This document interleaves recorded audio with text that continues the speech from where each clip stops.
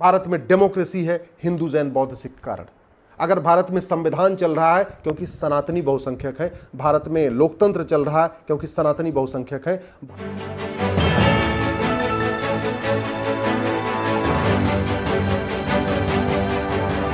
आप देख रहे हैं प्रवासी संदेश। भारत देश में विद्रोह, बगावत और तख्तापलट जैसी घटनाएं इसलिए नहीं होती क्योंकि यहाँ सनातन धर्म को मानने वाले बहुसंख्यक हैं, जबकि दुनिया के अन्य देशों में जहां हिंदू सनातन धर्म को मानने वालों की संख्या कम है, वहां के हालात क्या है आप देख ही रहे हैं। इसी विषय में विस्तार से बताने के लिए प्रवासी संदेश पर आपसे रूबरू हैं उच्चतम न्यायालय के वरिष्ठ अधिवक्ता अश्विनी उपाध्याय। आइए सुनते हैं इस बारे में उनका क्या कहना है। भारत के संविधान की शपथ लेने वाले माननीयों को मैं बताना चाहता हूं कि पहले अफगानिस्तान, पाकिस्तान, बांग्लादेश में भी रक्षाबंधन मनाया जाता था। अफगानिस्तान, पाकिस्तान, बांग्लादेश में भी शिवरात्रि होती थी। अफगानिस्तान, पाकिस्तान, बांग्लादेश में भी मकर संक्रांति मनाई जाती थी। अफगानिस्तान, पाकिस्तान, बांग्लादेश में भी सूर्य की पूजा होती थी, चंद्रमा की पूजा होती थी, नदियों की पूजा होती थी, नदियों में लोग स्नान करते थे। अफगानिस्तान, पाकिस्तान, बांग्लादेश में भी हवन किया जाता था, नीम की, पीपल की पूजा होती थी, सनातन संस्कृति थी, सनातन धर्म का पालन होता था। और आज वर्तमान भारत में जो बचा हुआ भारत है, इस भारत में भी 9 राज्यों में, 200 जिलों में और 1500 तहसीलों में रक्षाबंधन नहीं मनाया जाता, शिवरात्रि नहीं मनाई जाती, मकर संक्रांति नहीं मनाई जाती, सूर्य चंद्रमा की पूजा नहीं होती, यज्ञ हवन नहीं होता है, नदियों में स्नान नहीं करते, नदियों की पूजा नहीं होती है। ये बहुत बड़ा खतरा है हमारे लिए। और सबसे बड़ी बात, आखिर क्या कारण है कि जहां पे 99% सनातनी रहते हैं, जिस गांव में, जिस मोहल्ले में 99% सनातन धर्म को मानने वाले हिंदू, जैन, बौद्ध, सिख रहते हैं, वहां 1% अगर कोई विदेशी पंथ को मानने वाला रहता है तो भी आराम से रहता है। लेकिन वहीं दूसरी तरफ जहां पे एक समुदाय विशेष 50% हो जाता है, जिस गांव में, जिस मोहल्ले में, वहां पे हिंदू, जैन, बौद्ध, सिख को पलायन करना पड़ता है। आखिर क्या कारण है कि जिस गांव मोहल्ले में 99% हिंदू, जैन, बौद्ध, सिख रहते हैं वो भी शांत रहता है, लेकिन जहां पे 50% भी समुदाय विशेष हो जाता है वो अशांत हो जाता है, संवेदनशील हो जाता है। आखिर क्या कारण है कि जहां 99% हिंदू, जैन, बौद्ध, सिख रहते हैं, वहां 1% भी विदेशी पंथ को मानने वाले आराम से रहते हैं, उनको मजबूर नहीं करता पलायन करने के लिए। लेकिन जहां एक समुदाय विशेष 50% हो जाता है, वहां पे हिंदू, जैन, बौद्ध, सिख को पलायन करना पड़ता है। आप भी मानते हैं, मैं भी मानता हूं कि हर मजहब में 99% लोग अच्छे होते हैं, 1% बुरे होते हैं। लेकिन सवाल वही है कि जब 1% बुरे लोग हिंदू, जैन, बौद्ध, सिख के ऊपर अत्याचार करते हैं, बहन बेटियों से बलात्कार करते हैं, उनका घर जलाते हैं, उनका खेत खलिहान पे कब्जा करते हैं, उनकी मकान दुकान पे कब्जा करते हैं, तो ये 99% लोग उनके खिलाफ क्यों नहीं आते? अफगानिस्तान में हिंदू, जैन, बौद्ध, सिख पे जब अत्याचार हो रहा था, तो जब 1% लोग अत्याचार कर रहे थे तो 99% उनकी मदद क्यों नहीं कर रहे थे? आखिर वो भी तो पड़ोसी थे ना।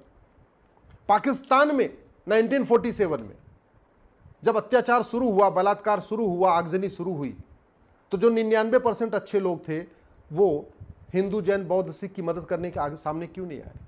अभी बांग्लादेश में जो 99% अच्छे लोग हैं वो हिंदू, जैन, बौद्ध, सिख की मदद क्यों नहीं कर रहे? कश्मीर में जब 1990 में नरसंहार हो रहा था, तो वो जो 99% अच्छे लोग हैं वो 1% लोगों का विरोध करने क्यों नहीं आए? और आज तक उन्होंने क्यों नहीं कहा कि भैया तुम अपना घर छोड़ के चले गए हो, मकान छोड़ चले गए हो, दुकान छोड़ चले गए, आओ अपने घर में रह लो? वो 99% आज भी क्यों नहीं बुला लेते उन पुराने जो वहां से हिंदू, जैन, बौद्ध, सिख पलायन किए कश्मीर से? मैं आज ये संविधान की शपथ लेने वाले माननीयों से इसलिए सवाल पूछ रहा हूं क्योंकि बहुत सारे माननीयों को नार्सिज्म की प्रॉब्लम हो गई है, मेगलोमोनिया की प्रॉब्लम है, या स्टॉकहोम सिंड्रोम की प्रॉब्लम है। अगर सारे मजहब एक समान होते हैं, सारे मजहब की एक टीचिंग है, तो पूरी दुनिया में हाहाकार क्यों मचा हुआ है? आखिर पूरी दुनिया में झगड़ा किसका है? रिलीजन का झगड़ा तो है ना। तो अगर सबकी टीचिंग अच्छी है, सारे रिलीजन एक समान होते हैं, सब में भाईचारा सिखाते, तो फिर झगड़ा चल क्यों ले रहा है? आखिर मैं संविधान की शपथ लेने वाले माननीयों से पूछता हूं कि अगर कोई व्यक्ति इक्वेलिटी को नहीं मानता कि सब एक समान होते हैं, ऐसा मानता ही नहीं, तो क्या उसको भारत की नागरिकता मिल सकती है? क्या उसको आर्टिकल 25 के अंतर्गत फ्रीडम ऑफ रिलीजन मिल सकता है? क्या ऐसे व्यक्ति को भारत में घूमने टहलने की आज़ादी मिल सकती है और सबको ये कहने की आज़ादी मिल सकती है कि जो हमारे रिलीजन को माने वो तो ठीक है, जो नहीं माने वो ठीक नहीं है, उसको कन्वर्ट किया जा सकता है?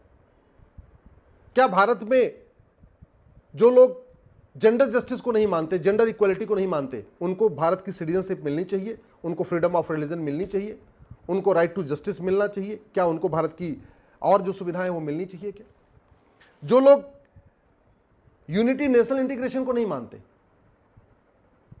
जो लोग फ्रेटर्निटी को नहीं मानते या फ्रेटर्निटी एमंग रिलीजन मानते हैं, यूनिटी एमंग रिलीजन मानते हैं, यूनिवर्सल फ्रेटर्निटी नहीं मानते, यूनिवर्सल इक्वलिटी नहीं मानते, यूनिवर्सल जस्टिस नहीं मानते, कहने का मतलब न वसुधैव कुटुंबकम को मानते हैं, न नारी तू नारायणी को मानते हैं, न यत्र नारस्तु पूज्यते रमन्ते तत्र देवता को मानते हैं, न सर्वमंगल मांगल्य को मानते हैं। क्या भारत का संविधान उनको फ्रीडम ऑफ रिलीजन देता है? क्या जो लोग जिनकी सोच ऐसी है कि जो हमारे मजहब को माने वो अच्छा, जो हमारे मजहब को न माने वो बुरा, जो हमारे मजहब को माने वो पाक, जो हमारे मजहब को न माने वो नापाक, जिसकी ऐसी सोच है, क्या उसको फ्रीडम ऑफ रिलीजन मिलना चाहिए? उसको स्कूल खोलने का अधिकार मिलना चाहिए और स्कूल में छोटे बच्चों को यही बात सिखाने का अधिकार मिलना चाहिए? जिस रिलीजन में डेमोक्रेसी का कॉन्सेप्ट ही नहीं है, डेमोक्रेसी बिल्कुल हराम है, क्या उसको भारत में फ्रीडम ऑफ रिलीजन मिलना चाहिए और स्कूल खोल के यह बात सिखाने का अधिकार मिलना चाहिए? आर्टिकल 13 क्या कहता है कि न कोई कुरीति होगी, न कोई कुप्रथा होगी। जो लोग कुरीति को ही अपनी रीति कहते हो, कुप्रथा को ही अपनी प्रथा कहते हो, जो लोग माता पिता को एक समान नहीं मानते, भाई बहन को एक समान नहीं मानते, पति पत्नी को एक समान नहीं मानते, क्या उनको भारत की सिटीजनशिप मिलना चाहिए? क्या उनको भारत में फ्रीडम ऑफ रिलीजन मिलना चाहिए? क्या उनको स्कूल खोलने की यही बात अपने स्कूलों में सिखाने की परमिशन मिलनी चाहिए? क्या आखिर हम कब तक ऐसे सवालों से भागेंगे? हम कब तक ये बात एक झूठी चीज को लेकर आगे ढोते रहेंगे कि मजहब नहीं सिखाता आपस में बैर रखना? सच्चाई तो ये है, मजहब ही सिखाता है आपस में बैर रखना, मजहब ही आपस में बैर रखना सिखाता है। इसलिए अफगानिस्तान, पाकिस्तान, बांग्लादेश में हिंदू जैन बौद्ध सिख खत्म हो गए। मजहब ही सिखाता है आपस में बैर रखना, इसलिए पाकिस्तान में हिंदू जैन बौद्ध सिख खत्म हो गए। मजहब ही सिखाता है आपस में बैर रखना, इसलिए बांग्लादेश में पिता के सामने बेटी का बलात्कार हो रहा है, पति के सामने पत्नी का बलात्कार हो रहा है, भाई के सामने बहन का बलात्कार हो रहा है और बच्चे के सामने मां का बलात्कार हो रहा है। मजहब ही सिखाता है आपस में बैर रखना, इसीलिए कश्मीर में बहन बेटियों के साथ दिन दहाड़े बलात्कार हुआ था, उनकी हत्या हुई थी। मजहब ही सिखाता है आपस में बैर रखना, इसलिए कश्मीर से पलायन हुआ था।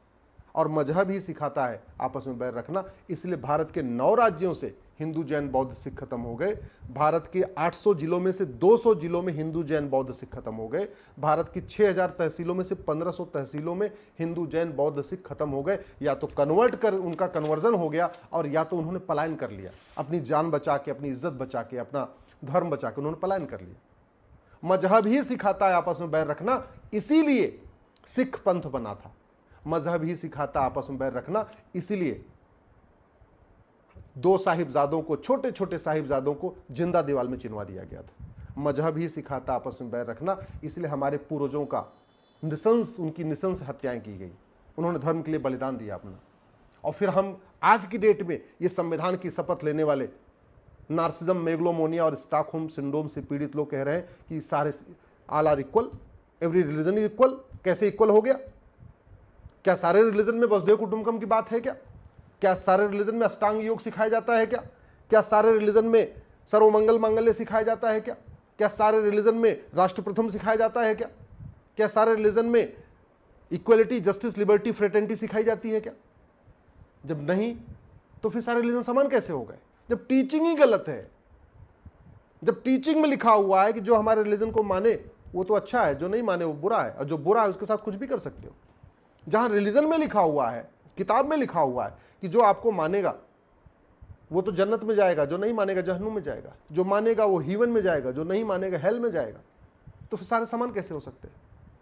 इस चीज को माननीय सांसद विधायक, संविधान की शपथ लेने वाले माननीय सांसद विधायक, मंत्री, मुख्यमंत्री भी सोचे, हाई कोर्ट के जज भी सोचे, माननीय सुप्रीम कोर्ट के जज भी सोचे, और फैसला देते समय इस बात का ध्यान रखें कि ये भारत में सबको इक्वल अपॉर्चुनिटी तब तक है जब तक भारत में हिंदू, जैन, बौद्ध, सिख मेजॉरिटी है। हाई कोर्ट के जज और सुप्रीम कोर्ट के जज इस बात का ध्यान रखें कि सुप्रीम कोर्ट का सम्मान यहां तब तक है जब तक हिंदू, जैन, बौद्ध, सिख मेजॉरिटी में है। नहीं तो अफगानिस्तान में सुप्रीम कोर्ट की क्या हालत है, पाकिस्तान में सुप्रीम कोर्ट की क्या हालत है, और अभी कुछ दिन बांग्लादेश में सुप्रीम कोर्ट के चीफ जस्टिस को इस्तीफा देना पड़ा। क्यों करना पड़ा आप भी जानते हैं।